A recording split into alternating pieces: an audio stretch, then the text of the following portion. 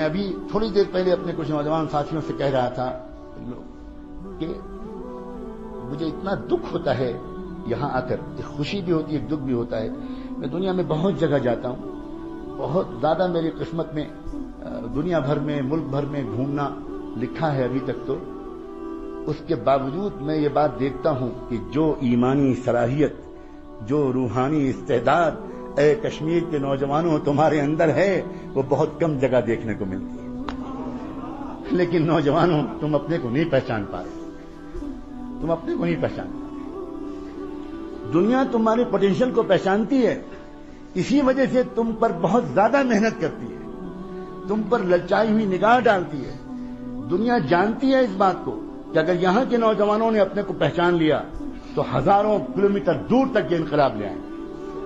دنیا جانتی ہے تمہارے عشق کے جذبات کو، دنیا جانتی ہے تمہارے نسب کو، دنیا جانتی ہے تمہارے روحانی شجرے کو، دنیا جانتی ہے تمہارے آباء و اجداد کو، دنیا جانتی ہے امیر کبیر شیخ ہمدانی کو، دنیا جانتی ہے سید بلبل شاہ کو، دنیا جانتی ہے سلطان العارفین کو، دنیا جانتی ہے ان کی روحانی میراث کو، اور یہاں کی مٹی میں ان کے فیوض و برکات آج بھی موجود ہیں.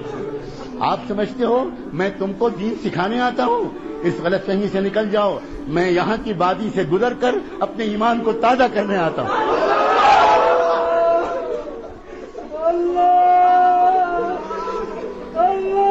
اپنے آپ تو پہچانو نوجوانوں.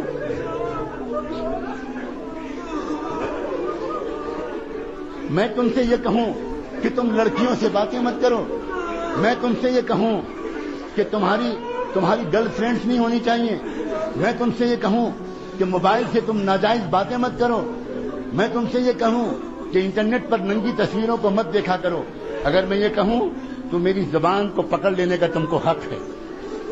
تم کہنا کہ حضرت آپ کہاں بات کر رہے ہیں؟ آپ ایودھیا اور کاشی اور متھرا میں بات کر رہے ہیں یا آپ وادی مقدس میں بات کر رہے ہیں؟ آپ کہاں بات کر رہے ہیں؟ اگر میں تم سے یہ کہوں تو یہ بالکل ایسے ہی ہوگا جیسے میں کسی شہزادے اور کسی کراؤن پرنس اور کسی ولی عہد کے پاس بٹھا دیا جاؤں اور مجھ سے کہا جائے کہ یہ ولی عہد ہیں اور اس سلطنت کا مستقبل ان کے ہاتھ میں ہے اور آپ کو 5 منٹ کا وقت دیا جاتا ہے، آپ اس شہزادے کو کچھ نصیحت کر دیں. تو بتاؤ نوجوانوں، میں اس شہزادے کو کیا نصیحت کروں گا؟ میں یہ کہوں گا کہ محل کی بھنگن سے عشق مت کرنا. میں یہ کہوں گا وہ نہیں، اس شہزادے سے میں یہ کہوں گا کہ شہزادے معظم انصاف کے ساتھ اپنی حکومت چلائیے گا، غریبوں کے ساتھ ذرا اچھا سلوک کیجیے گا.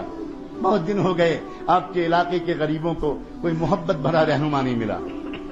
میں ان سے یہ کہوں گا. اسی طرح میں تم شہزادوں سے، تم نوجوانوں سے یہ نہیں کہنے آیا ہوں کہ تم گندی فلمیں مت دیکھا کرو. میں یہ نہیں کہنے آیا ہوں کہ تم اپنی جوانی کو بے داغ رکھنا. میں تم سے یہ کہنے آیا ہوں اس ڈوبتی ہوئی انسانیت کو تمہارے سوا کون بچانے والا ہے؟ تم نے کلمہ پڑھا ہے محمد الرسول اللہ، تمہارے لیے تڑپے تھے محمد الرسول اللہ، تمہارے لیے انہوں نے اپنے پیٹوں پر پتھر باندھے تھے، تمہارے لیے ان کے نواسے بھوکے رہے تھے، تمہارے لیے ان کے گھر میں 2 مہینے چولہا نہیں جلتا تھا. تم ان پر درود شریف پڑھتے ہو، تم مکے مدینے جانے کے لیے بے چین رہتے ہو. تم اور فلمیں، تم اور میوزک، تم اور گندے گانے. نہیں، مجھے آپ سے یہ کہنے کا کوئی حق نہیں. ہاں، اگر کسی عزیز نوجوان سے، عزیز میرے بھتیجے سے، میرے جگر کے ٹکڑے سے کبھی کوئی گناہ ہو گیا ہو، ابھی معافی مانگ لو. ابھی میں وعدہ کرتا ہوں اللہ معاف کر دے. بہت کریم ہے اللہ. اللہ انتظار میں بیٹھے ہیں. کہاں ہیں وہ میرے بندے جو مجھ سے معافی مانگے؟ کہاں ہیں وہ نوجوان؟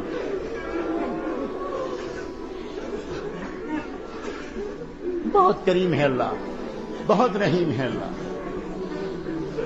نوجوانوں، اپنے اوپر تو رحم کھاؤ، دنیا پر بھی رحم کھاؤ. دنیا انتظار میں ہے. واللہ دنیا پاک دامن نوجوانوں کے انتظار میں ہے. انتظار میں تنگ آ گئی ہے دنیا. تنگ آ گئی ہے ناچتے ناچتے گانے گاتے گاتے، سکون نہیں مل رہا ہے. یہ کبھی اس نے شروعات کی تو اس نے اسموکنگ سے شروعات کی کہ چلو سگریٹ پیئیں گے کچھ دیر کے لیے سکون ملے گا، اس سے بھی نہیں ملا. تو اس نے سگار نکالا، چلو سگار پیئیں گے وہ ذرا دیر تک چلے گا، اس سے سکون ملے گا، اس سے بھی کام نہیں چلا. چلو پھر کچھ شراب پیئیں گے، کچھ ڈرنکنگ کریں گے، تھوڑی دیر کے لیے سکون ملے گا، وہ بھی خوب پی کے دیکھ لی، اس سے بھی سکون نہیں ملا. اس نے پھر ڈرگس کا تجربہ کیا کہ لاؤ ڈرگس کی طرف جائیں، شاید اس سے کچھ سکون ملے. لیکن سکون ان چیزوں میں نہیں ہے نوجوانوں. سکون تو تقوی میں ہے، سکون تو پاک دامنی میں ہے. سکون گناہ کرنے میں نہیں ہے، سکون گناہوں سے اپنے کو روک لینے. عجیب بات ہے یہ ذرا سی بات اگر سمجھ میں آ جائے نا تو پوری زندگی کا رخ ٹھیک ہو جائے.